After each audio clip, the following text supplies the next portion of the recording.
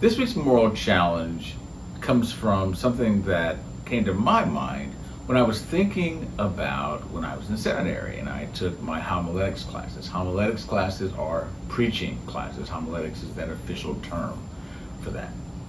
And one of the things that I said in one of those early sermons in the homiletics lab was related to what's called expository preaching. Many of you may be familiar with what that is. That's preaching that is focused on the biblical text, and it's expository preaching if it's telling you what's in the text. The message is what's in the text, conveying the text, having people encounter the text, as opposed to topical sermons or things like that. So there is a lot of emphasis in some evangelical circles on make sure you go to a church that has expository preaching, which for some Christians that just means, Bible-based preaching. You could probably have a debate with a lot of people about what expository preaching means. But the point about expository preaching is that the text is being unfolded. So what did I say in my early homiletics class? I think it might have been the first one that I took. And maybe it's my first or second of the sermons that I did for that class. I said, you hear people say what we need is more expository preaching. And while not disagreeing with that, I said, but what we really need is more expository living, is what I said. And the point about that is living that conveys what's in the biblical text. And so if we're thinking about a moral challenge, I think that's a tremendous moral challenge. And here's why. And let's just say we're only talking about people that say, I'm one of those Bible-believing Christians. The Bible is my book. The challenge is for people to be consistently people who are living out what this book says. And then, of course, there's the question of how much do people actually say, I am committed to this book, but how much of the whole book have they even read? Some surveys suggest that it varies. And so here's the point.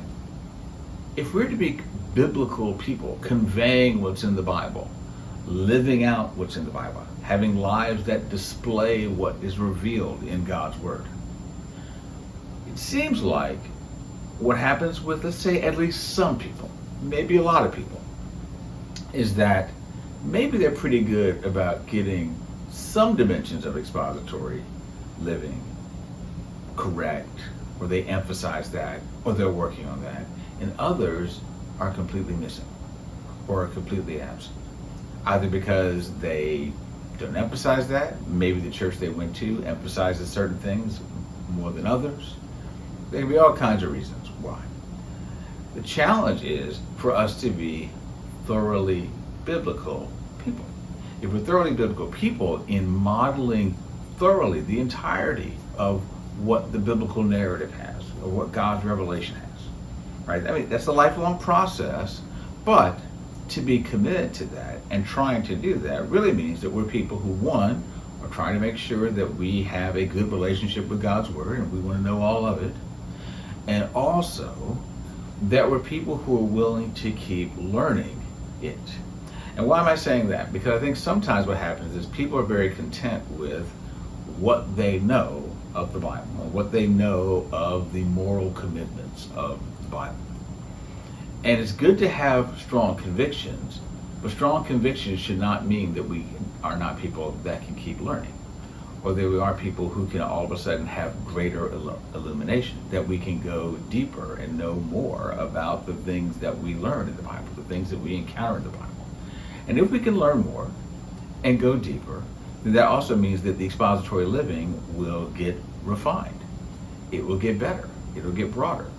It ought to keep changing us and transforming us in ways where we're more and more accurately conveying or living in consistency with what God's Word has revealed in its totality, rather than just in certain parts.